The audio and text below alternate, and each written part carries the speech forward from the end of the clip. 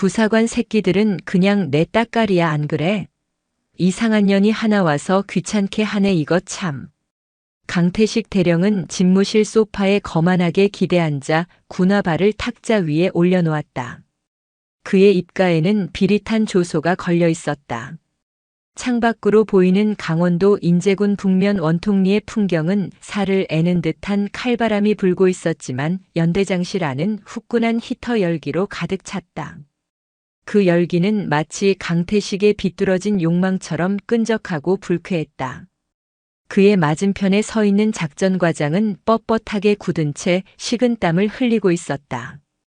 강 대령은 혀를 차며 탁자 위에 놓인 인사기록 카드를 손가락으로 툭 쳤다.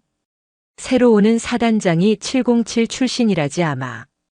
계집이 별을 달고 내려온다니 세상이 말세야. 안 그런가 작전과장? 네.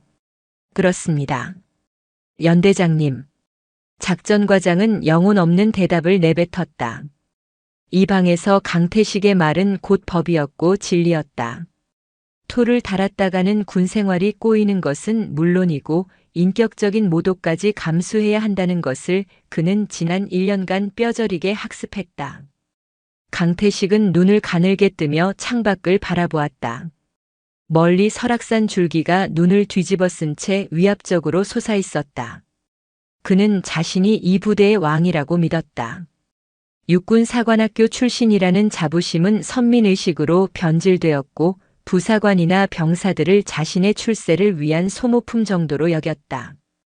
특히 그는 부사관들의 권위를 짓밟는 것에서 기형적인 쾌감을 느꼈다. 김중사 그놈은 아직도 징징대나. 강태식이 툭 던지듯 물었다. 작전과장의 얼굴이 사색이 되었다. 아, 그게 오늘 아침 점호 이후로 모습이 보이지 않습니다. 지금 행보관들이 막사를 뒤지고 있습니다. 뭐? 강태식의 눈썹이 꿈틀거렸다. 탁자 위에 올려두었던 다리를 거칠게 내리며 상체를 앞으로 숙였다. 그 단순한 동작만으로도 공기가 무겁게 가라앉았다. 보이지 않는다니. 내 부대에서 내 허락 없이 사라질 수 있는 건 쥐새끼 한 마리도 없다. 똑바로 말해. 죄송합니다. 현재 영내 수색 중인데 아직 발견되지 않았습니다. 아무래도 작전과장은 뒷말을 잇지 못하고 입술을 깨물었다. 타령. 그 단어를 입 밖으로 꺼내는 순간 강태식의 폭언이 폭포수처럼 쏟아질 것이 뻔했기 때문이다. 강태식은 자리에서 벌떡 일어났다. 그의 덩치는 위압적이었다. 그는 작전과장의 명치께를 손가락으로 쿡쿡 찌르며 낮게 으르렁거렸다. 오늘이 무슨 날인지 잊었나? 그 잘난 여자 사단장이 부임하는 날이다. 취임식 준비로 사단 전체가 난리인데 감히 내 연대에서 탈영병이 나와. 그것도 간부가. 강태식의 얼굴이 붉게 달아올랐다. 그는 김중사를 떠올렸다. 15년차 베테랑 부사관. 묵묵히 제 할 일을 다하는 우직한 군인이었지만 강태식의 눈에는 그저 고집 센 늑다리 하사관으로밖에 보이지 않았다. 강태식은 지난 몇 달간 김중사를 집요하게 괴롭혔다. 병사들 앞에서 조인트를 까는 것은 예사였고 중사의 부친상 때 휴가를 반려하며 모욕적인 언사를 퍼붓기도 했다. 당장 잡아와. 헌병대 신고하기 전에 우리 선에서 처리한다. 내 인사고과에 흠집 나게 하면 너희들 군복 다 벗겨버릴 줄 알아. 알겠습니다. 작전과장이 황급히 경례를 하고 집무실을 빠져나갔다. 문이 닫히자 강태식은 책상 위에 명패를 집어던졌다.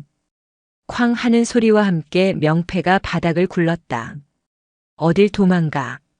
내 손바닥 아니야. 그 시각 연대 병력들이 웅성거리며 영내를 뒤지고 있었다.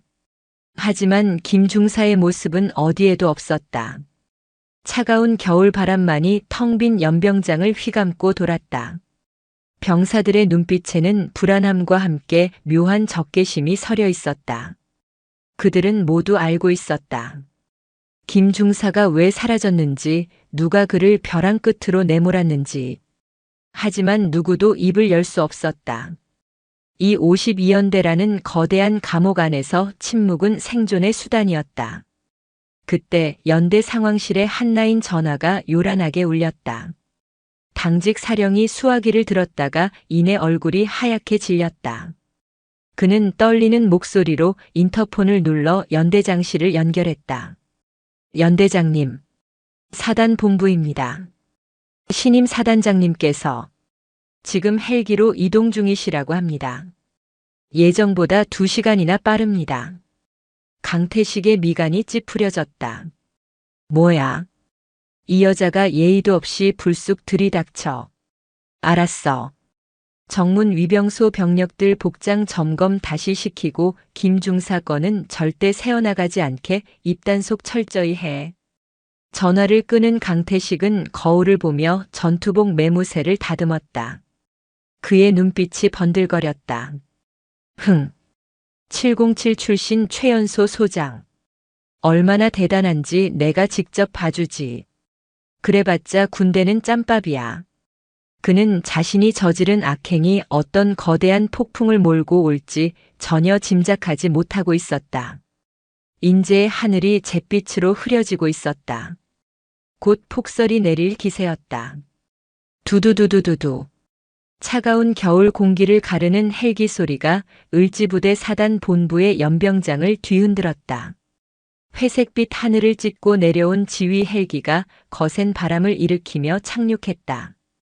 프로펠러가 일으키는 풍압에 도열해 있던 참모들의 옷자락이 거칠게 펄럭였다.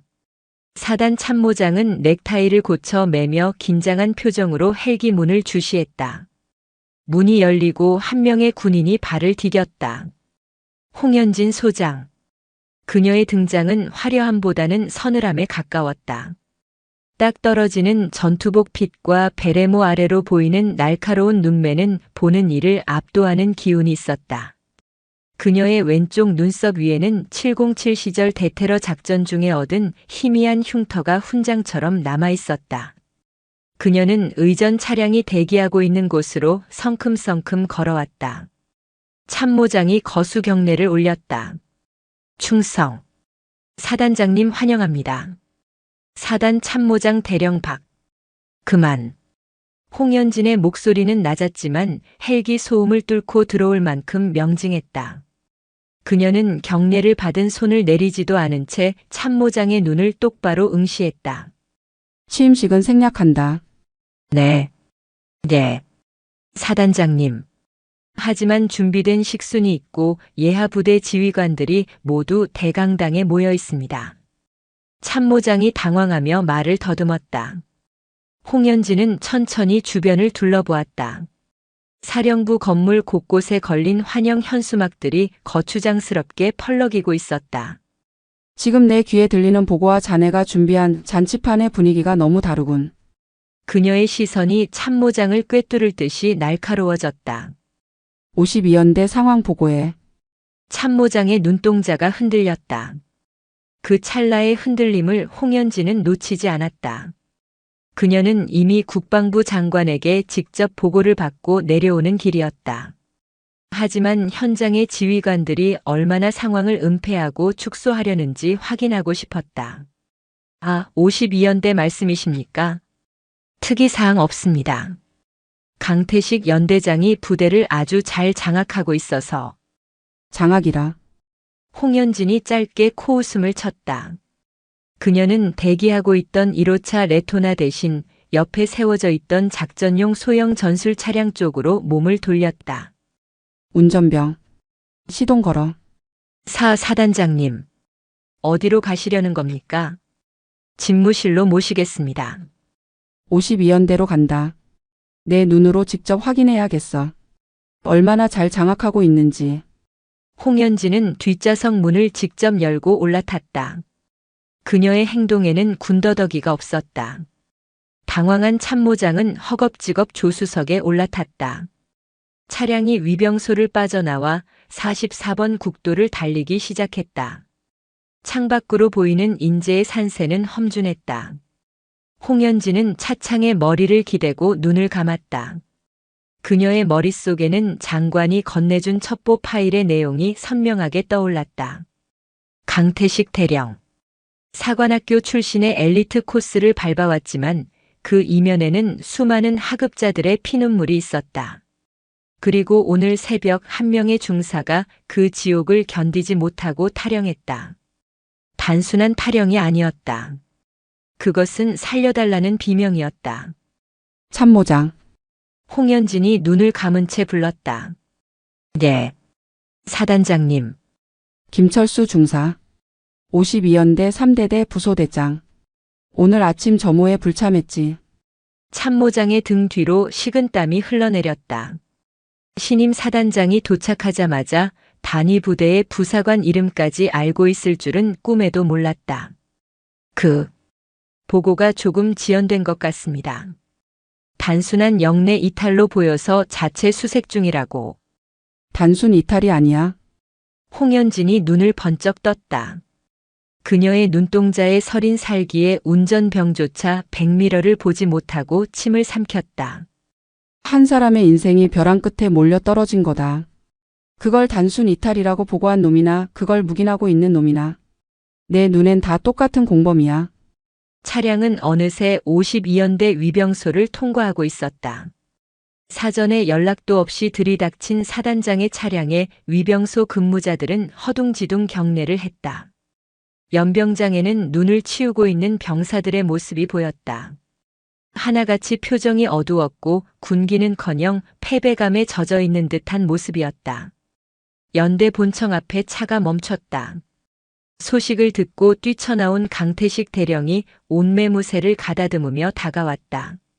그의 얼굴에는 당혹감과 함께 억지 미소가 걸려 있었다. 충성. 연대장 대령 강태식. 사단장님의 부임을 축하드립니다. 미리 연락이라도 주셨으면. 홍연진은 차에서 내려 강태식의 경례를 받지 않고 그를 위아래로 훑어보았다. 강태식의 잘 닦인 전투화와 다림질이 완벽한 군복은 저 뒤에서 언손을 호호 불며 눈을 치우는 병사들의 낡은 방한복과 묘한 대조를 이루었다. 강태식 대령. 네. 사단장님. 자네 부대에서 냄새가 나는군. 강태식의 눈썹이 꿈틀했다. 무슨 말씀이신지. 홍연진은 강태식의 눈을 피하지 않고 한 걸음 더 다가갔다. 키 차이가 났지만 기세에서는 홍연진이 강태식을 압도하고 있었다. 그녀의 목소리는 작았지만 주변의 공기를 얼어붙게 만들 만큼 차가웠다. 썩은 내가 진동을 해. 김철수 중사. 지금 어디 있나? 강태식의 표정이 순식간에 굳어졌다. 그는 헛기침을 하며 시선을 살짝 돌렸다.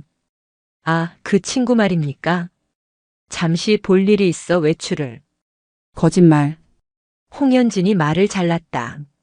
내 귀에 거짓 보고를 올리는 순간 자네는 계급장이 아니라 옷을 벗어야 할 거야.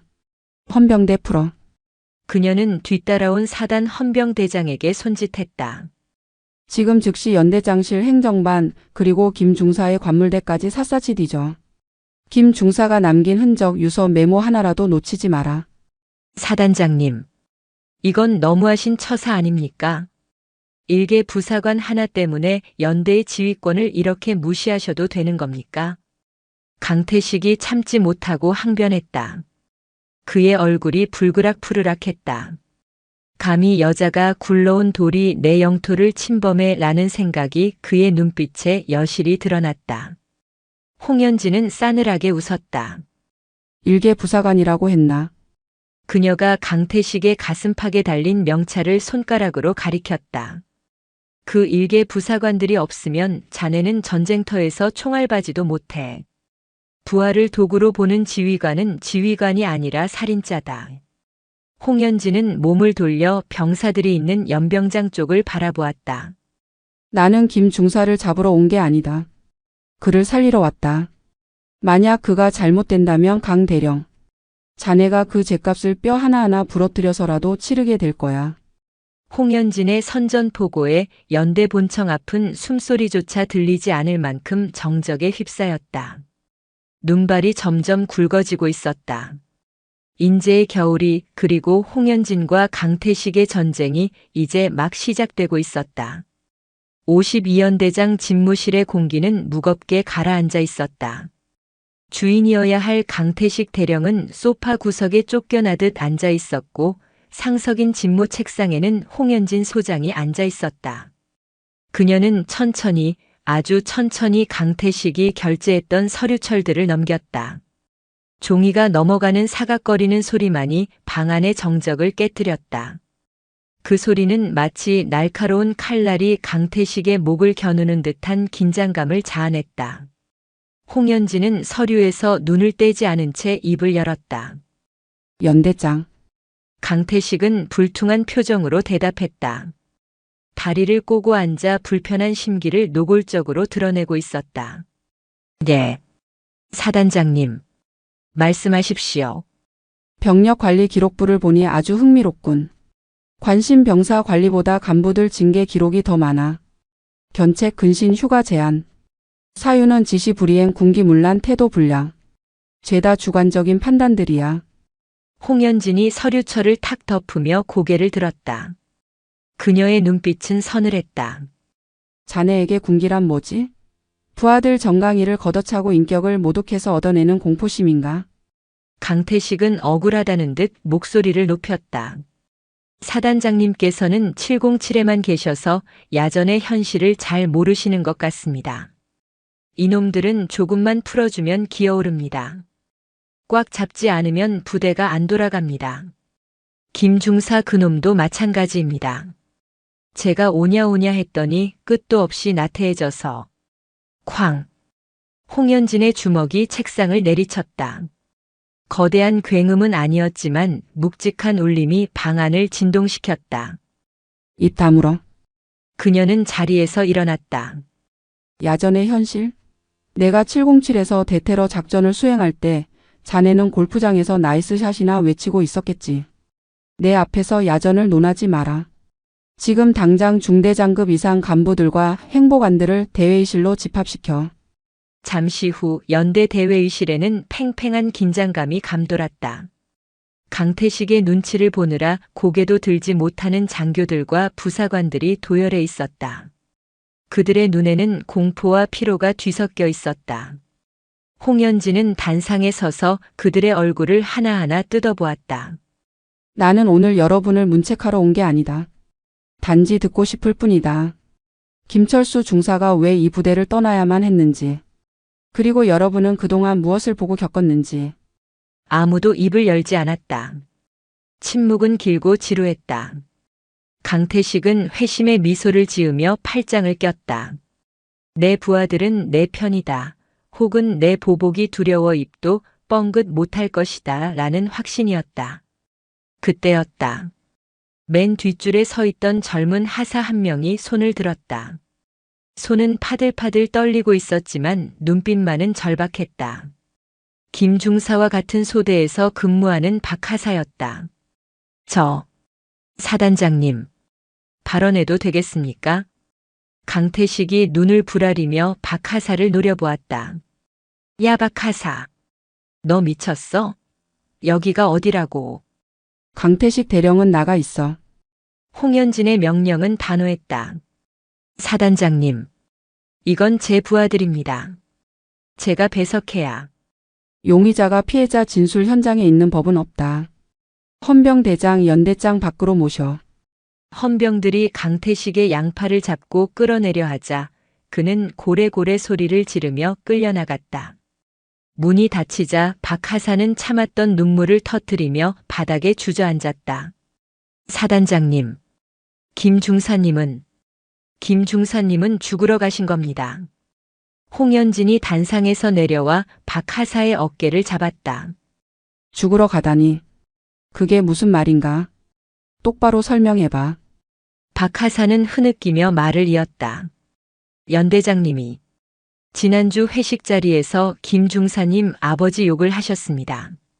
니네 아비가 그렇게 가난하게 살다가 죽었으니 너도 그 꼴인 거라고. 술을 뿌리면서 회의실 곳곳에서 탄식이 흘러나왔다. 다른 부사관들도 하나둘씩 입을 열기 시작했다. 지휘봉으로 정강이를 때리는 건 예사였습니다. 부사관들은 장교들 식판 짬 처리나 하라고 했습니다. 김 중사님 우울증 약 드시고 계셨습니다. 그런데 연대장님이 약 먹는 걸 들키면 정신병자 취급해서 강제 전역시키겠다고 협박했습니다. 쏟아져 나오는 증언들은 참혹했다. 그것은 군대가 아니었다. 계급이라는 흉기를 든 조폭 집단이나 다름없었다. 홍연진의 주먹이 하얗게 질릴 정도로 꽉 쥐어졌다. 그녀는 끓어오르는 분노를 억누르며 박하사에게 물었다. 김 중사가 어디로 갔는지 짐작 가는 곳이 있나? 박하사는 품속에서 꼬깃꼬깃한 쪽지 하나를 꺼냈다. 이거. 김 중사님 관물대 정리하다가 책 사이에서 발견했습니다. 버리신 것 같은데. 홍연진이 쪽지를 받아들었다. 거기에는 삐뚤빼뚤한 글씨로 지명 하나가 적혀 있었다. 지리산 노고단. 엄마가 보고 싶다. 홍연진의 눈동자가 흔들렸다. 인제에서 지리산까지는 천리 길이었다. 그 먼 길을 마음이 무너진 군인이 홀로 가고 있었다. 통신보안과장. 예. 사단장님. 김철수 중사 휴대폰 마지막 위치 추적해. 그리고 고속도로 CCTV 전부 뒤져서 동선 파악해. 10분 내로 보고한다. 작전과장. 예. 헬기 띄울 수 있나? 지금 강원도 전역에 대설주의보가 내려져서 헬기 이륙은 불가능합니다. 시계가 전혀 나오지 않습니다. 홍연진은 창밖을 보았다. 세상이 하얗게 지워지고 있었다. 헬기가 뜨지 못한다면 육로로 가야 했다. 시간이 없었다. 내 차 대기시켜. 사단장님 직접 가시려고요? 위험합니다. 헌병대를 보내시면. 내 새끼가 죽으러 가는데 남의 손에 맡길 부모는 없어. 홍연진은 박하사를 일으켜 세워주며 그의 눈을 바라보았다. 박하사. 자네 용기가 김 중사를 살릴 거야. 고맙다. 홍연진은 뒤도 돌아보지 않고 회의실을 빠져나갔다. 그녀의 등 뒤로 부사관들의 울음소리가 터져나왔다. 그것은 그동안 억눌려왔던 서름이 터져나오는 소리이자 처음으로 자신들을 인간으로 대우해주는 지휘관을 만난 감동의 울음이었다. 복도에서 대기하고 있던 강태식이 홍연진을 보며 비아냥거렸다. 뭐 좀 나오던가요? 애들이 징징거리는 거 다 받아주시면 군대 꼴 잘 돌아가겠습니다. 홍연진은 가던 길을 멈추고 강태식에게 다가갔다. 그리고 그의 귓가에 낮게 속삭였다. 기도해라 강태식. 김 중사가 살아서 돌아오길. 만약 그가 털끝 하나라도 다쳐서 돌아온다면 나는 자네를 군법회의가 아니라 지옥으로 보낼 거니까. 홍연진의 살기에 강태식은 처음으로 등골이 오싹해지는 것을 느꼈다. 이 여자는 빈말을 하는 사람이 아니었다. 홍연진은 성큼성큼 걸어 눈보라 속으로 사라졌다. 강태식은 침을 꿀꺽 삼켰지만 불안한 예감은 지울 수 없었다. 인제 IC를 빠져나와 중앙고속도로에 올리는 순간부터 도로는 거대한 빙판이었다. 홍연진이 탑승한 전술 지휘 차량은 맹렬한 기세로 눈보라를 뚫고 남쪽으로 달렸다. 운전병인 상병은 핸들을 꽉 잡은 손에 땀을 쥐고 있었다. 옆자리에는 헌병 수사관이 탑승했고 뒷좌석에는 홍연진이 앉아 지도를 살피고 있었다. 현재 위치 어디지? 원주 지나고 있습니다. 눈길이라 속도가 나지 않습니다. 죄송합니다, 사단장님. 속도 유지해. 사고 나면 더 늦어. 대신 쉬지 않고 간다. 홍연진은 창밖을 응시했다. 차창에 부딪히는 눈발이 마치 총알처럼 느껴졌다. 그녀는 707 시절을 떠올렸다. 작전 중 고립되었던 동료 극한의 상황에서 인간성이 무너져 내리던 순간들. 김 중사가 지금 느끼고 있을 고독이 뼈저리게 전해져 왔다. 사단장님 위치 추적 결과 나왔습니다. 조수석의 수사관이 태블릿을 넘겨주며 말했다. 마지막 신호가 구례군 화엄사 입구 기지국에서 잡혔습니다. 1시간 전입니다. 화엄사. 노고단으로 올라가는 길목이군. 홍연진은 눈을 감고 지형을 그렸다. 겨울 지리산은 입산이 통제될 만큼 위험한 곳이었다. 장비도 없이 맨몸으로, 그것도 심리적으로 불안한 상태에서 산을 오른다는 것은 자살행위나 다름없었다. 더 밟아. 늦으면 시신 수습하러 가는 꼴밖에 안 돼. 차량은 미끄러질 듯 위태롭게 코너를 돌며 속도를 높였다. 안동, 영주를 지나 남쪽으로 내려갈수록 눈발은 비로 바뀌었다가 산악지대에 들어서자 다시 거센 폭설로 변했다. 5시간을 꼬박 달려 차량이 구례에 도착했을 때는 이미 해가 지고 어둠이 깔린 뒤였다.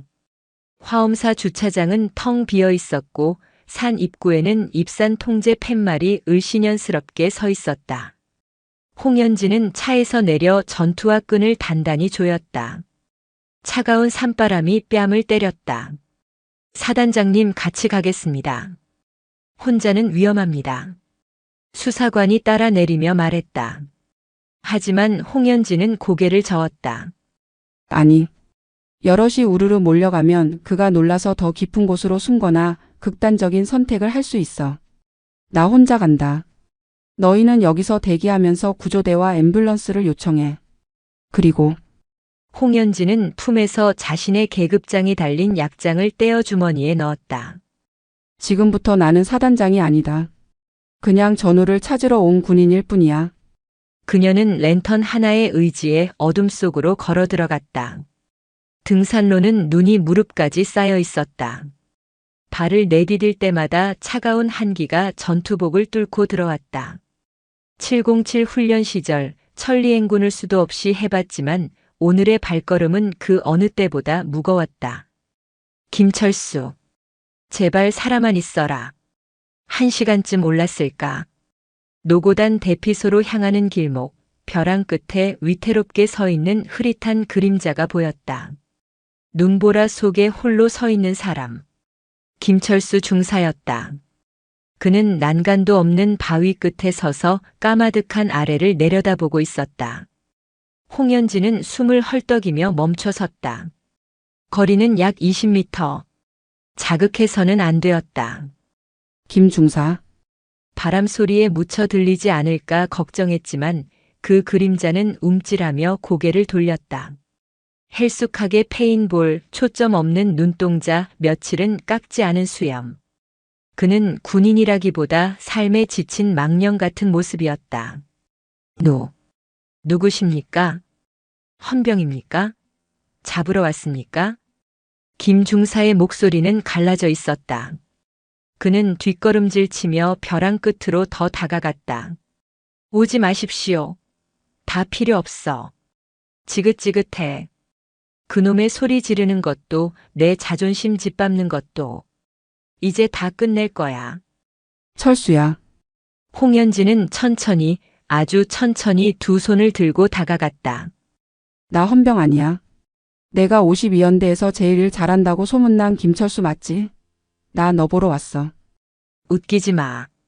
날 보러 올 사람이 어디 있어. 다들 강태식 그 인간한테 붙어서 나를 병신 취급했는데. 김 중사가 울부짖었다. 눈물이 볼을 타고 흐르자마자 얼어붙었다. 나 이번에 새로 온 사단장 홍연진이다. 내 이름 들어봤나? 김 중사의 눈이 커졌다. 소문으로만 듣던 707 출신의 여장군. 그녀가 왜 이 험한 곳에, 그것도 혼자 있단 말인가. 거짓말. 사단장님이 왜 탈영병 나부랭이를. 홍연진은 눈밭에 무릎을 꿇었다. 차가운 눈이 무릎을 적셨지만 그녀는 아랑곳하지 않았다. 탈영병 나부랭이라니. 넌 내 부하다. 대한민국 육군 중사 김철수. 15년간 국가를 위해 헌신한 명예로운 군인. 홍연진의 목소리에 물기가 섞여 나왔다. 내가 늦게 와서 미안하다. 진작 왔어야 했는데. 너를 그 지옥 속에 너무 오래 방치했어. 그게 너무 미안해서. 사과하려고 여기까지 왔다. 김 중사의 어깨가 들썩이기 시작했다. 강압적인 명령이나 체포가 아닌 미안하다는 사과. 난생 처음 들어보는 지휘관의 사과였다. 강태식 대령은 내가 처리한다. 약속하마. 내가 겪은 모욕, 고통. 내가 다 되돌려 줄 거야. 그러니 철수야. 홍현진이 손을 내밀었다. 거기서 내려와라. 거긴 내가 있을 곳이 아니야. 내 어머니도 내가 거기 서 있는 걸 원치 않으실 거야. 어머니. 김중사는 바닥에 주저앉으며 통곡했다. 너무 힘들었습니다. 정말. 너무 힘들어서 숨을 쉴 수가 없었습니다. 홍현진은 기다렸다는 듯 달려가 김중사를 껴안았다. 벼랑 끝에서 덜덜 떨고 있는 작고 왜소해진 등을 그녀는 힘껏 안아주었다. 그녀의 체온이 김중사의 얼어붙은 몸으로 전해졌다. 알아. 내가 다 알아. 이제 괜찮아. 이제 아무도 너를 건드리지 못해. 내가 널 지킬 거니까. 눈보라가 두 사람을 감쌌다. 홍현진은 자신의 외투를 벗어 김중사의 어깨에 덮어주었다. 가자. 집으로. 김중사는 어린아이처럼 홍현진의 품에 안겨 엉엉 울었다. 홍현진은 그를 부축하여 일으켰다. 내려가는 길은 올라올 때보다 더 험할 것이다. 하지만 홍현진의 표정은 그 어느 때보다 단단했다. 그녀는 오늘 한 명의 군인을 구했고 동시에 무너진 육군의 정의를 다시 세울 준비를 마쳤다. 산 아래에서는 앰뷸런스의 불빛이 희미하게 깜빡이고 있었다. 그 불빛은 마치 새로운 희망처럼 어둠 속을 비추고 있었다. 이제 복귀하면 진짜 전쟁이 기다리고 있었다. 강태식 그리고 그를 비호하는 썩은 권력들과의 전쟁이. 홍현진의 눈빛이 어둠 속에서 푸르게 빛났다.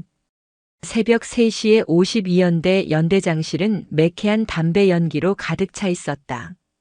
강태식 대령은 재떨이가 넘치도록 담배를 비벼 끄며 불안하게 다리를 떨었다. 그의 눈은 붉게 충혈되어 있었다. 조금 전 사단장 홍현진이 김철수 중사를 데리고 부대로 복귀 중이라는 첩보를 입수했기 때문이다. 작전과장. 서류 다 처리했어? 강태식이 쉰 목소리로 물었다. 소파 구석에 쭈그리고 앉아 파쇄기를 돌리고 있던 작전과장이 화들짝 놀라며 일어났다. 예. 예. 연대장님. 인사기록 카드, 면담 일지, 지난주 회식비 영수증까지 전부 파쇄했습니다. 디지털 파일은 폼에 돌렸고요. 강태식은 신경질적으로 머리를 쓸어 넘겼다. 멍청한 놈들. 진작 좀 잘하지. 김중사 그 새끼가 주둥이를 놀려봤자 증거가 없으면 그만이야. 우울증 환자의 망상으로 몰아가면 돼. 군 병원 정신과 군의관한테도 미리 손 써놨으니까. 강태식은 스스로를 위로하듯 중얼거렸다. 그는 육군 본부의 동기들에게 전화를 돌려 구명 요청을 해둔 상태였다. 갓 부임한 소장이 그것도 여자가 감히 텃세 센 야전 부대에서 연대장 목을 치는 건 정치적으로도 부담일 것이라는 게 그들의 조언이었다. 복귀하면 보자고. 감성파리로 대충 넘어가려고 하는 모양인데 군법이 그렇게 호락호락하지 않아. 그때 연대 상황실 스피커에서 당직 사령의 다급한 목소리가 터져나왔다. 위병소 통과. 사단장님 차량 위병소 통과. 전 병력 기상.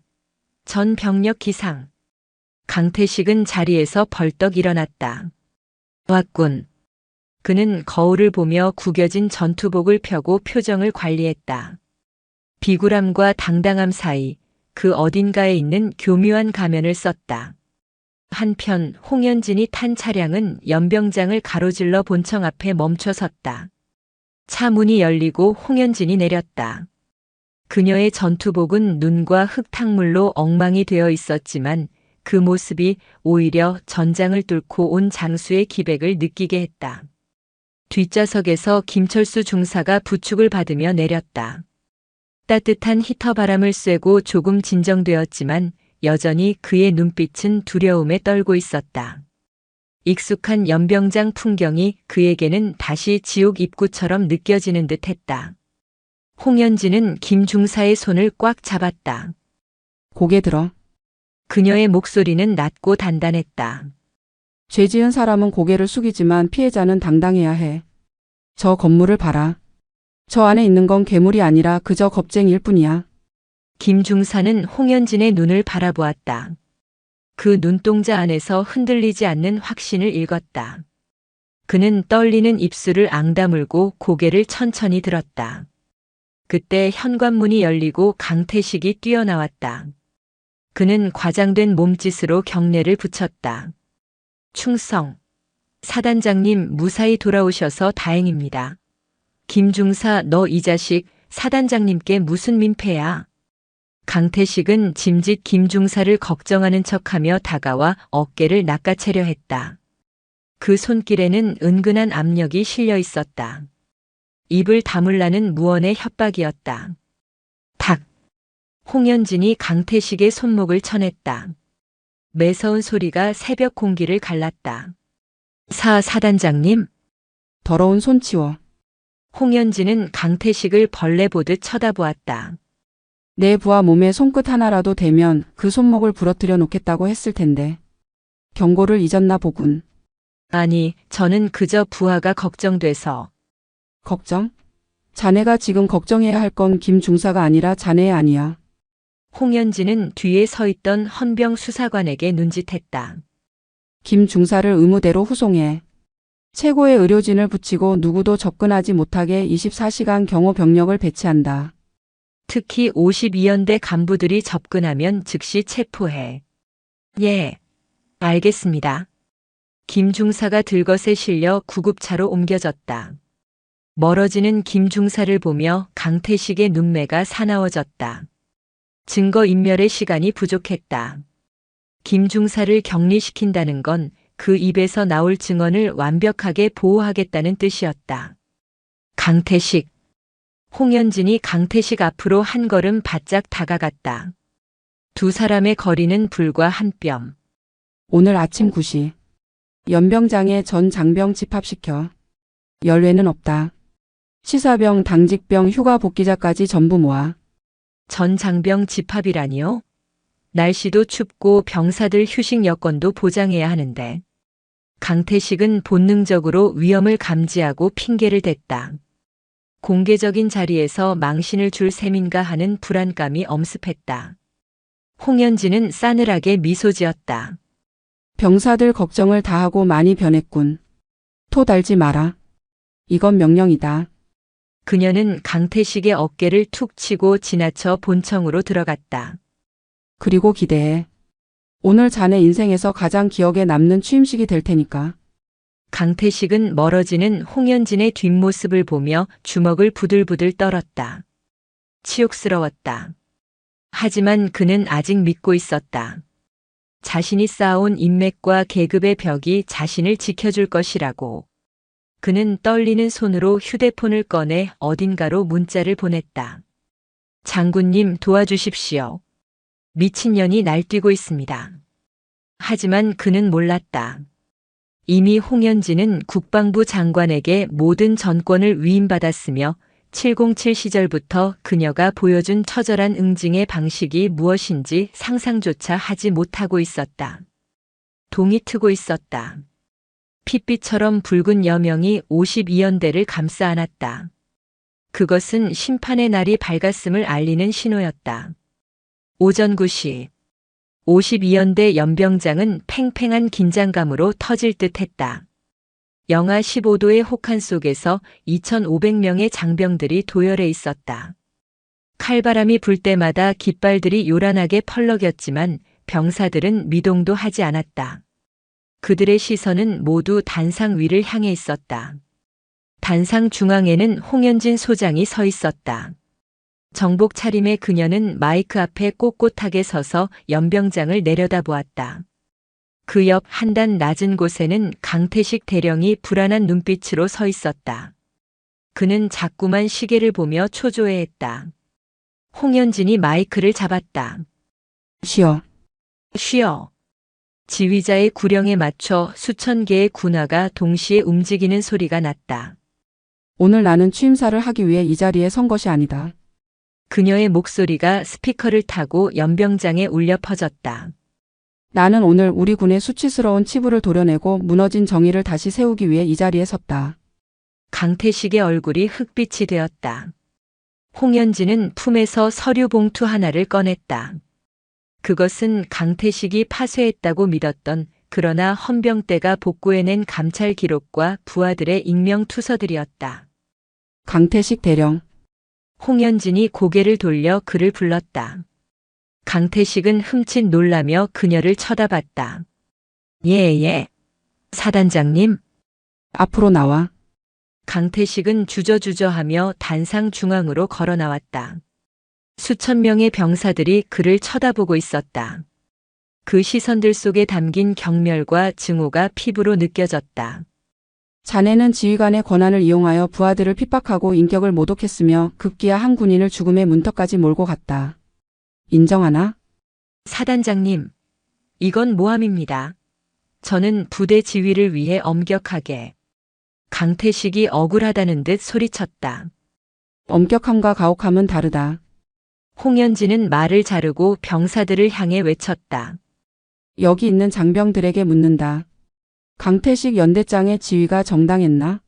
그가 여러분을 전우로 대우했나? 침묵이 흘렀다. 누구도 선뜻 대답하지 못했다. 그때였다. 맨 앞줄에 서 있던 한 병장이 용기를 내어 소리쳤다. 아닙니다. 저희는 노예였습니다. 그 한마디가 기폭제가 되었다. 맞습니다. 저희는 사람이 아니었습니다. 김 중사님을 살려내십시오. 여기저기서 고함이 터져 나왔다. 억눌려왔던 분노가 본물 터지듯 쏟아져 나왔다. 연병장은 순식간에 성토의 장으로 변했다. 강태식은 당황하여 뒷걸음질 쳤다. 자신이 개돼지라고 생각했던 병사들이 감히 자신에게 이빨을 드러내고 있었다. 조용히 안 해? 이 새끼들이 다 영창 가고 싶어 환장했나? 강태식이 악을 쓰며 지휘봉을 휘둘렀다. 바로 그 순간이었다. 퍽. 홍현진이 강태식의 정강이를 걷어찼다. 둔탁한 소리와 함께 강태식이 비명을 지르며 바닥에 꼬꾸라졌다. 아! 순식간에 벌어진 일이었다. 연병장이 찬물을 끼얹은 듯 조용해졌다. 홍현진은 쓰러진 강태식을 내려다보며 차갑게 말했다. 아프나? 자네가 습관처럼 걷어찼던 부하들의 정강이도 똑같이 아팠다. 그녀는 강태식의 멱살을 잡고 일으켜 세웠다. 707 시절 단련된 완력에 강태식은 짐짝처럼 끌려 올라왔다. 자네는 더 이상 지휘관이 아니다. 찍! 홍현진의 손이 강태식의 전투복 견장을 움켜쥐었다. 거친 소리와 함께 대령 계급장이 뜯겨나갔다. 붉은 견장이 바닥에 힘없이 떨어졌다. 이건 하극상이야. 감찰. 헌병. 뭐해. 저 여자를 체포해. 강태식이 계급장이 뜯긴 어깨를 감싸쥐며 발악했다. 하지만 헌병대장은 꼼짝도 하지 않았다. 오히려 헌병들이 강태식을 향해 포위망을 좁혀왔다. 하극상? 아니. 이건 즉결 처분이다. 홍현진이 헌병대장에게 손짓했다. 강태식의 보직을 즉각 해임한다. 직권 남용, 폭행, 가혹행위 그리고 군무 이탈교사 혐의로 긴급 체포해. 영창에 쳐넣고 물 한 모금도 특혜를 주지 마라. 사단장님, 제가 잘못했습니다. 한 번만 봐주십시오. 제 동기가 6본 인사참모부장입니다. 이러시면 후회하십니다. 헌병들에게 양팔이 꺾인 채 끌려가면서도 강태식은 비굴하게 목숨을 구걸하다가 이내 협박을 해댔다. 그의 추악한 바닥이 만천하에 드러나는 순간이었다. 홍현진은 그를 거들떠보지도 않았다. 끌고 가. 강태식이 짐승처럼 울부짖으며 연병장 밖으로 끌려나갔다. 그 모습을 지켜보던 병사들 사이에서 누군가 박수를 치기 시작했다. 짝짝짝. 그 소리는 순식간에 파도처럼 번져나가 연병장을 가득 메운 함성과 박수갈채가 되었다. 와! 병사들은 환호했다. 그것은 단순한 기쁨이 아니었다. 해방감이었다.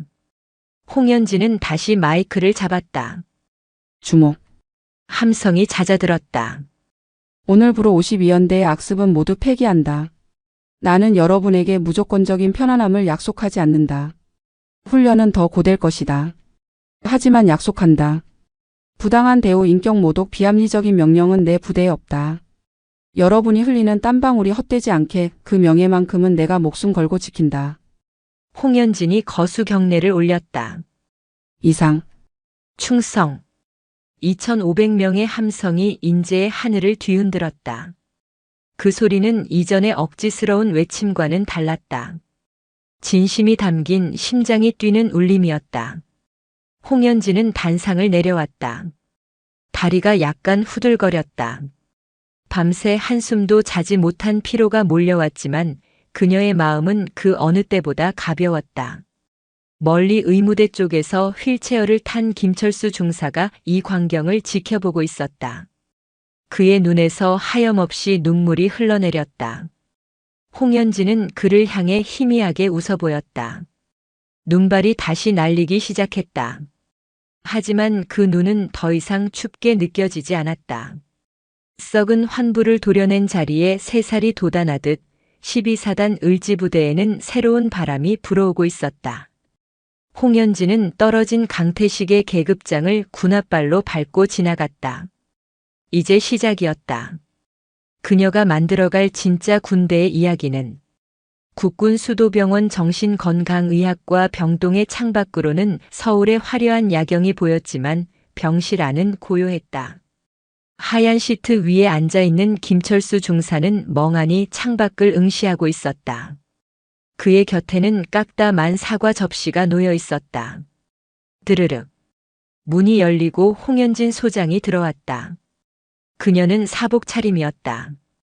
베이지색 코트에 목도리를 두른 모습은 서슬퍼런 사단장이 아니라 그저 평범한 이웃집 누나 같았다. 하지만 그녀의 눈빛에 담긴 깊은 심연은 여전했다. 김 중사가 황급히 침대에서 내려오려 했다. 사단장님, 오셨습니까? 홍현진은 손을 들어 제지했다. 앉아 있어. 환자가 무슨 격식을 차리나. 몸은 좀 어떤가? 그녀는 의자를 끌어다가 침대 옆에 앉았다. 김 중사는 멋쩍게 머리를 극적였다. 덕분에 많이 좋아졌습니다. 잠도 잘 자고 상담 치료도 받고 있습니다. 그런데 김 중사가 말끝을 흐렸다. 홍현진은 그 망설임을 놓치지 않았다. 그녀는 말없이 김 중사가 깎다 만 사과를 집어들어 능숙하게 껍질을 깎기 시작했다. 사단장님, 전역하고 싶습니다. 사과 껍질이 끊어지지 않고 길게 늘어졌다. 홍현진의 손은 멈추지 않았다. 이제 군복 입는 게 무섭습니다. 다시 돌아가면 동료들이 저를 어떻게 볼지도 두렵고 그냥 고향 가서 농사나 지으며 어머니 모시고 살고 싶습니다. 홍현진은 다 깎은 사과를 조각 내어 김 중사에게 건넸다. 먹어. 김 중사는 사과 조각을 받아들고 입에 넣지 못한 채 고개를 숙였다. 도망치는 게 아니다. 너는 아파서 쉬고 있는 거야. 하지만 철수야. 홍현진은 김 중사의 눈을 똑바로 바라보았다. 내가 지금 군복을 벗으면 강태식 같은 놈들이 이긴 게 된다. 그들은 내가 떠나는 걸 보고 역시 약해 빠진 놈이었어라며 비웃을 거야. 내 명예는 누가 찾아주지? 내가 강태식을 감옥에 보냈어도 내 스스로 당당해지지 않으면 그 상처는 평생 흉터로 남을 거야. 하지만 자신이 없습니다. 나도 무서웠다. 홍현진의 고백에 김 중사가 고개를 들었다. 천하의 홍현진 소장이 무서웠다니. 707 시절 대테러 작전 중에 인지를 구하지 못한 적이 있어. 내 눈앞에서 폭탄이 터졌고 나는 그 아이의 손을 놓쳤지. 매일 밤 악몽을 꿨다. 군복을 찢어버리고 싶었어. 그런데 내가 왜 남았는지 아나? 홍현진은 씁쓸하게 웃었다. 내가 도망치면 또 다른 누군가가 그 자리에서 울게 될 테니까. 내가 더 강해져서 다시는 그런 일을 만들지 않겠다고 다짐했다. 그게 내 속죄 방식이었어. 그녀는 김 중사의 손을 꽉 잡았다. 굳은 살이 박인 거친 손이었다. 기다리마. 내 자리는 비워둘 거야. 52연대는 이제 예전의 지옥이 아니다. 내가 그렇게 만들었어. 내가 돌아와서 후임들에게 보여줘. 진짜 군인이란 계급장으로 누르는 게 아니라 상처를 딛고 일어서는 사람이라는 걸. 김 중사의 눈시울이 붉어졌다. 그는 사과 조각을 입에 넣었다. 달콤한 과즙과 함께 짠 눈물이 목구멍으로 넘어갔다. 일주일 뒤 52연대 연병장. 살을 애는 듯한 강원도의 칼바람이 불어닥쳤지만 연병장의 열기는 뜨거웠다. 홍연진 소장이 주관하는 첫 혹한기 전술 훈련이 시작되었다. 과거 강태식 시절의 훈련은 보여주기식 행렬이나 장비 검열이 주를 이뤘지만 홍연진은 달랐다. 전술적이지 않은 군대는 보이스카우트만도 못하다. 오늘 우리는 40km 산악 급속 행군을 실시한다. 낙오자는 없다. 한 명이라도 낙오하면 그 책임은 전우를 챙기지 못한 소대장과 중대장이 진다. 병사들 사이에서 웅성거림이 일었다. 강태식이 사라지고 편해질 줄 알았는데 훈련 강도는 오히려 2배로 높아졌기 때문이다. 아니, 사단장님 너무 빡센 거 아냐? 완전 군장의 산악구보라니. 그래도 똥군기는 없잖아. 밥도 잘 나오고. 병사들이 투덜거리면서도 군장을 맸다. 출발 신호가 떨어지자 수천 명의 병력이 설악산 줄기를 향해 움직이기 시작했다. 홍연진은 지휘 차량에 타지 않았다. 그녀는 똑같이 20kg의 완전 군장을 메고 선두에 섰다. 참모들이 기겁하며 말렸지만 소용없었다. 사단장님, 지휘관은 지휘통제실에서 상황을 보셔야 합니다. 내 병사들이 걷는데 내가 차를 타? 현장이 곧 지휘소다. 따라와. 행군은 처절했다. 무릎까지 쌓인 눈길을 헤치며 걷는 것은 체력 소모가 극심했다. 숨이 턱끝까지 차오르고 입에서는 단내가 났다. 3시간이 지나자 여기저기서 낙오자가 발생하기 시작했다. 어떤 이등병이 다리에 쥐가 나 쓰러졌다. 소대장이 당황하여 어쩔 줄 몰라 할 때 홍연진이 다가갔다. 비켜. 그녀는 쓰러진 이등병의 군장을 집어들어 자신의 군장 위에 얹었다. 40kg의 무게였다. 그리고 한 손으로는 이등병을 부축해 일으켰다. 걸을 수 있나? 사단장님. 죄송합니다. 제 군장을.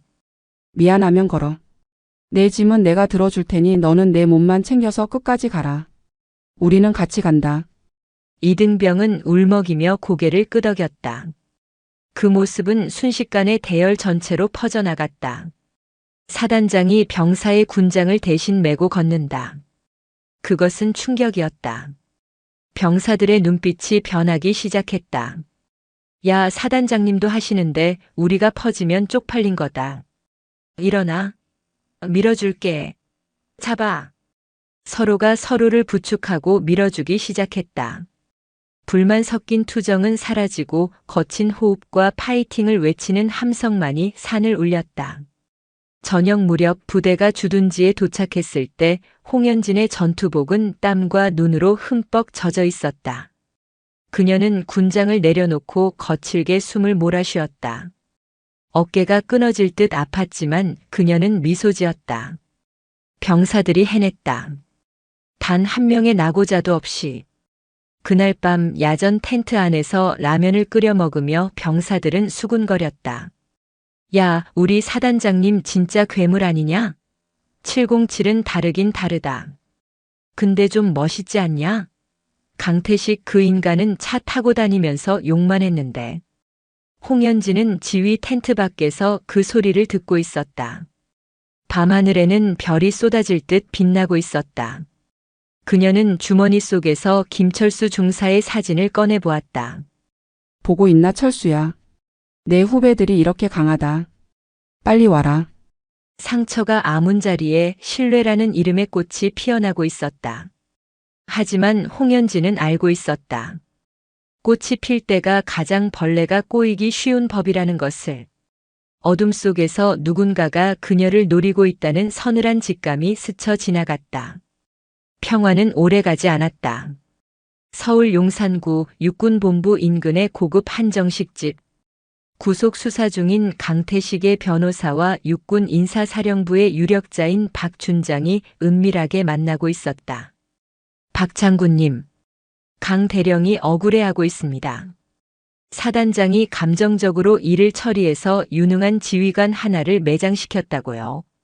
변호사가 두툼한 봉투를 박 준장 쪽으로 밀었다. 박 준장은 봉투를 슬쩍 열어보고는 만족스러운 듯 미소를 지었다. 홍현진 그 여자 707 때부터 아주 건방졌지. 장관님 100만 믿고 설치는데 야전이 그렇게 만만한 곳이 아니라는 걸 알려줘야지. 박 준장은 술잔을 비우며 눈을 번뜩였다. 감찰 태워보내. 표적 감찰로 아주 탈탈 털어버려. 털어서 먼지 안 나오는 놈 없어. 사소한 규정 위반이라도 하나 걸리면 그걸로 직위해제 시켜버릴 테니까. 며칠 뒤 12사단 사령부. 검은색 세단 3대가 위병소를 통과해 본청 앞에 섰다. 육군본부 감찰실에서 나온 특별검열단이었다. 사전에 통보도 없이 들이닥친 기습 감찰이었다. 검열단장은 박 준장의 직속 후배인 최 대령이었다. 그는 차에서 내리자마자 꼬투리를 잡기 시작했다. 위병소 근무자 복장 상태가 왜 이래? 경례 각도가 안 나오네. 사단장이 교육을 어떻게 시킨 거야? 최 대령은 0점 나온 참모장에게 고함을 질렀다. 홍현진 소장 어디 있어? 감찰 나왔는데 마중도 안 나와? 집무실에 있던 홍현진은 창밖으로 그 광경을 지켜보고 있었다. 그녀는 입술을 꽉 깨물었다. 강태식의 잔당들이 움직이기 시작한 것이다. 들여보내. 잠시 후 최 대령과 감찰관들이 집무실로 들이닥쳤다. 그들은 경례도 없이 소파에 털썩 주저앉았다. 홍 소장, 얘기 들었소? 52연대 사건 처리가 절차를 무시했다는 투서가 들어왔어. 오늘부터 사단 전체 정밀 감사 들어갑니다. 홍현진은 책상 앞에 앉아 서류를 보며 건조하게 대답했다. 절차 무시라. 구체적으로 어떤 절차를 말하는 거지? 직권 남용 말이야. 연대장을 즉결 처분하고 병사들 앞에서 망신 주고. 이거 명예훼손의 권한 남용인 거 몰라? 최 대령이 탁자를 치며 으름장을 놓았다. 홍현진이 고개를 들었다. 그녀의 눈빛이 차갑게 빛났다. 군형법 제62조 가혹행위 금지 의무 위반자는 지위 고하를 막론하고 처벌한다. 나는 내 권한 내에서 가장 합법적이고 신속하게 범죄자를 격리했을 뿐이야. 그게 불만이면 정식으로 법무실 통해서 이해 제기해. 내 집무실에서 소란 피우지 말고. 소란? 이 여자가 진짜 보자 하니까. 최 대령이 벌떡 일어났다. 좋아. 어디 두고 보자고. 오늘부터 작전비, 부식비, 피복비 장부 싹 다 뒤져. 10원짜리 하나라도 비면 횡령으로 옷 벗길 줄 알아. 감찰관들은 하이에나처럼 사단을 들쑤시고 다녔다. 행정반의 컴퓨터를 압수하고 병사들을 불러내 강압적인 인터뷰를 진행했다. 너네 사단장이 시킨 거지. 강 대령 나쁜 사람이라고 증언하라고 시켰잖아. 사실대로 말하면 휴가 보내줄게. 하지만 병사들의 반응은 그들의 예상과 달랐다. 저희 사단장님 그런 분 아닙니다. 강 대령이 저희 때린 거 맞습니다. 왜 피해자한테 와서 협박하십니까? 병사들은 한결같이 홍현진을 옹호했다. 심지어 간부들조차 감찰관들의 무례한 태도에 반발하며 비협조적으로 나왔다. 감찰단은 당황했다. 보통 이 정도 압박하면 내부 고발자가 나오기 마련인데 12사단은 홍현진을 중심으로 똘똘 뭉쳐 있었다. 초조해진 최 대령은 홍현진을 다시 호출했다. 이번에는 취조실 같은 분위기를 조성해 놓고 그녀를 압박하려 했다. 홍 소장, 솔직히 말해. 너 장관이랑 무슨 사이야? 어떻게 707 출신이 바로 사단장을 달아? 이거 인사비리 아니야? 최 대령이 인신공격성 발언을 서슴지 않았다. 홍현진의 눈썹이 꿈틀했다. 그녀는 참을 만큼 참았다. 쾅! 홍현진이 주먹으로 책상을 내리쳤다. 이번에는 책상이 부서질 듯한 굉음이 났다. 최 대령이 깜짝 놀라 뒤로 물러섰다. 말 조심해. 홍현진이 자리에서 일어나 천천히 최 대령에게 다가갔다. 맹수가 먹잇감을 노려보는 듯한 살기가 방 안을 가득 채웠다. 내 명예를 모욕하는 건 참을 수 있어. 하지만 내 임명권자인 장관님, 그리고 나를 믿고 따르는 부하들을 모욕하는 건 용서 못한다. 최 대령. 자네 작년 군수사령부 근무할 때 납품 비리로 내사받았던 거 덮느라 고생했다지? 최 대령의 얼굴이 사색이 되었다. 너 그걸 어떻게 해? 홍현진은 707 시절 정보 수집 능력을 10분 발휘해 이미 감찰단의 신상을 파악해둔 상태였다. 내가 모를 줄 알았나? 털어서 먼지 안 나오는 놈 없다고 했지. 지금 자네 먼지 한번 털어볼까? 내 부대 건드리기 전에 자네 옷부터 걱정해야 할 텐데. 홍현진은 최 대령의 넥타이를 잡아당겨 흐트러진 매무새를 바로잡아 주었다. 그 손길이 목을 조르는 것처럼 위협적이었다. 당장 내 부대에서 나가. 그리고 가서 전해. 홍현진 건드리면 그땐 전쟁이라고. 나는 지키는 싸움만 하지 않아. 필요하면 적의 본진까지 쳐들어간다.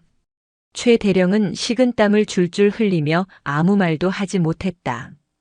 그는 쥐구멍이라도 찾고 싶은 심정이었다. 철수한다. 감찰단은 도망치듯 사령부를 빠져나갔다. 본청 현관 앞에는 수백 명의 장병들이 모여 그들이 도망가는 꼴을 지켜보고 있었다. 누군가 사단장님 만세를 외치자 다시 한번 함성이 터져나왔다. 홍현진은 창가에서 멀어지는 검은 세단을 바라보았다. 이번에는 막아냈지만 이것은 전초전에 불과했다. 저들은 더 거대하고 교활한 방법으로 다시 공격해올 것이다. 띠링. 홍현진의 개인 휴대폰이 울렸다. 발신자 표시 제한. 홍 소장님. 선물은 잘 받으셨습니까? 다음번엔 그렇게 쉽게 끝나지 않을 겁니다. 음성 변조된 목소리. 하지만 홍현진은 직감했다. 이것이 강태식의 배후, 그 거대한 카르텔의 목소리라는 것을. 기대하고 있겠습니다. 숨어 있지 말고 나오시죠. 홍현진은 전화를 끊고 어둠이 깔린 연병장을 내려다보았다. 눈이 다시 내리고 있었다. 그녀는 주먹을 꽉 쥐었다. 이제는 방어가 아니라 공격을 해야 할 때였다. 그들의 뿌리까지 뽑아내기 위해서. 그녀의 눈빛이 밤하늘의 별보다 더 차갑고 날카롭게 빛났다. 사단장실의 불은 꺼지지 않았다. 홍현진 소장은 책상 위에 놓인 전술 지도를 내려다보고 있었다. 붉은색 펜으로 표시된 곳은 52연대 위수 지역 내에 위치한 한적한 별장이었다. 겉으로는 민간시설로 위장되어 있었지만 707 시절부터 구축해둔 정보망을 통해 확인한 결과 그곳은 박춘장과 강태식이 은밀하게 회동하는 아지트였다. 오늘 밤이다. 홍현진이 나지막이 은조렸다. 헌병대장이 긴장된 표정으로 서 있었다. 사단장님, 영장 없이 진입하는 건 위험합니다. 만약 그곳에 아무런 증거가 없다면 주거침입의 직권남용으로 역공을 당할 수 있습니다. 홍현진은 자리에서 일어나 전투화 끈을 조였다. 그녀의 손길에는 망설임이 없었다. 그들은 오늘 밤 김철수 중사의 진료 기록을 조작한 가짜 의사를 만나 돈을 건넬 예정이다. 김 중사를 정신병자로 몰아세워 내 지휘권까지 박탈하려는 수작이지. 영장을 기다릴 시간이 없어. 현장에서 덮쳐야 한다.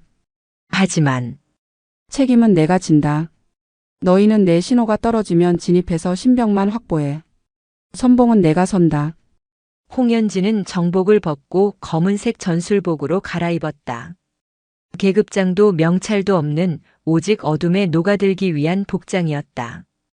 그녀의 눈빛은 더 이상 사단장이 아니었다.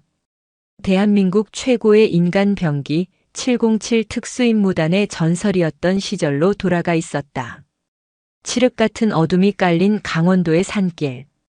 홍현진은 소리 없이 별장 뒷산의 능선을 타고 이동했다. 눈이 발목까지 빠졌지만 그녀의 발소리는 바람 소리에 묻혀 들리지 않았다. 별장 주변에는 사설 경호원들이 배치되어 있었다. 강태식이 고용한 용역 깡패들이었다. 홍현진은 나무 뒤에 몸을 숨기고 호흡을 골랐다. 경호원 2명이 담배를 피우며 낄낄거리고 있었다. 야, 그 여단장인가 뭔가 하는 양반 돈 많나 봐. 팁을 5만 원짜리로 주네. 안에서 군 장성들끼리 비밀 회담한다잖아. 쉿, 조용해. 그들이 등을 돌리는 찰나 홍현진이 그림자처럼 튀어나갔다. 퍽, 짧은 타격음과 함께 두 사내는 비명도 지르지 못하고 눈밭에 쓰러졌다. 그녀는 순식간에 별장 뒤편 창문으로 접근했다. 안에서는 웃음소리가 새어나오고 있었다. 하하, 박 장군님 역시 대단하십니다. 가짜 진단서 하나면 그 여자 옷 벗기는 건 일도 아니죠. 강태식의 목소리였다. 그는 보석으로 풀려나 불구속 상태에서 재판을 기다리고 있었지만 여전히 반성의 기미는 없었다. 걱정 마. 인사사령부 쪽에 다 손 써놨어. 내일 아침이면 언론에 터질 거야. 여성 사단장의 갑질로 인한 무고한 연대장의 희생, 그리고 관심병사의 허위 진술이라고. 박 준장의 음흉한 목소리가 이어졌다. 그들은 테이블 위에 현금 다발과 조작된 서류를 늘어놓고 축배를 들고 있었다. 홍현진은 주먹을 꽉 쥐었다. 부하의 아픔을 이용해 자신의 권력을 지키려는 저들의 추악함에 치가 떨렸다. 그녀는 창문을 열지 않았다. 대신 창문 옆에 있는 배전반을 발견했다. 파직.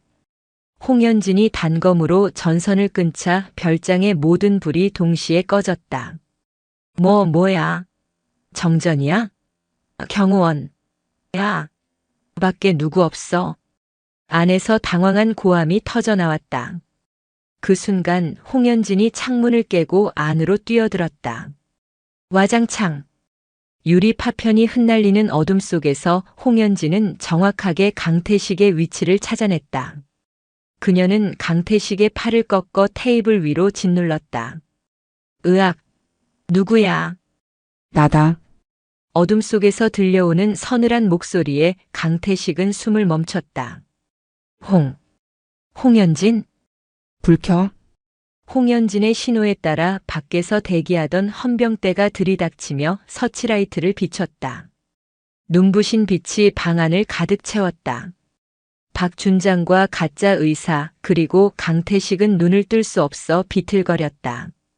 테이블 위에는 그들이 조작하려던 진단서와 뇌물로 쓸 현금 뭉치가 고스란히 놓여 있었다.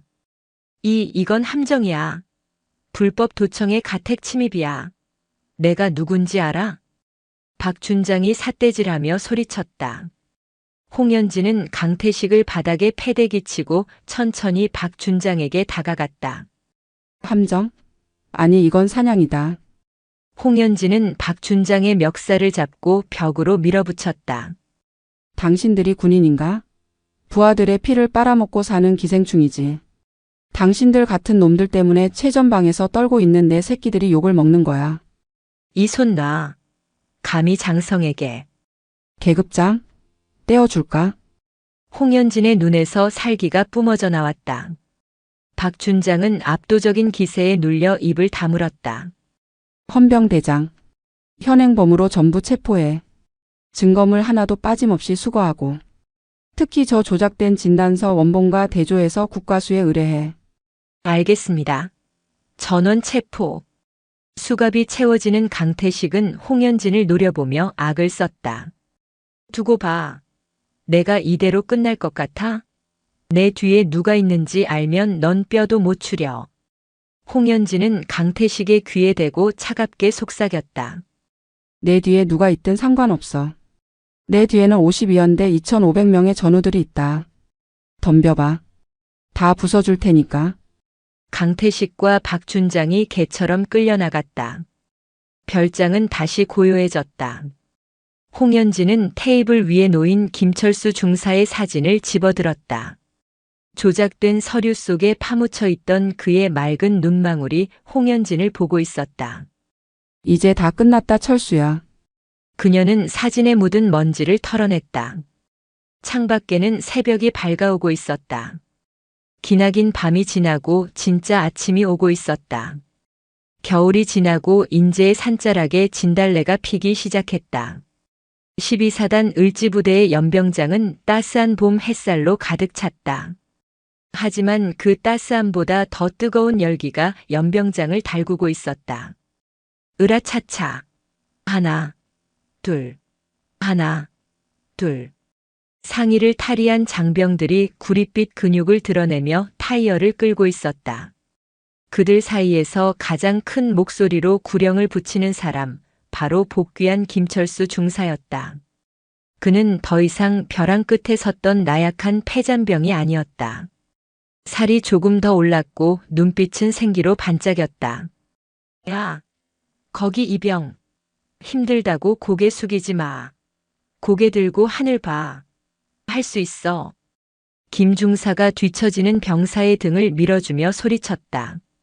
병사는 김 중사의 격려에 힘을 얻어 다시 발을 내디뎠다. 부대원들은 김 중사를 불사조라고 불렀다. 지옥에서 돌아온 남자 그리고 그를 지옥에서 구해낸 사단장 홍현진. 두 사람은 부대에 살아있는 전설이 되어 있었다. 강태식과 박준장은 군사재판에서 중형을 선고받았다. 뇌물수수, 직권남용, 무고죄 등 모든 혐의가 인정되어 군 교도소에 수감되었다. 그들의 몰락은 군 전체에 큰 파장을 일으켰고 국방부는 대대적인 자정작용을 약속했다. 12사단은 그 개혁의 상징이 되었다. 오후 2시. 전 부대원이 연병장에 집합했다. 단상에 오른 홍현진 소장의 표정은 그 어느 때보다 밝았다. 주목. 연병장이 순식간에 정적에 휩싸였다. 오늘 우리는 훈련을 하지 않는다. 대신 우리 앞마당인 저 설악산 대청봉까지 달린다. 누구 하나 낙오하지 않고 전원이 정상에 깃발을 꽂는다. 알겠나? 알겠습니다. 우렁찬 함성이 터져 나왔다. 출발. 홍현진이 선두에서 달리기 시작했다.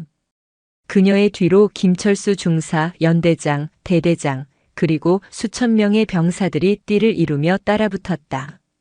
인제의 험준한 산악지형은 악명 높았지만 그들의 발걸음을 멈추게 할 수는 없었다.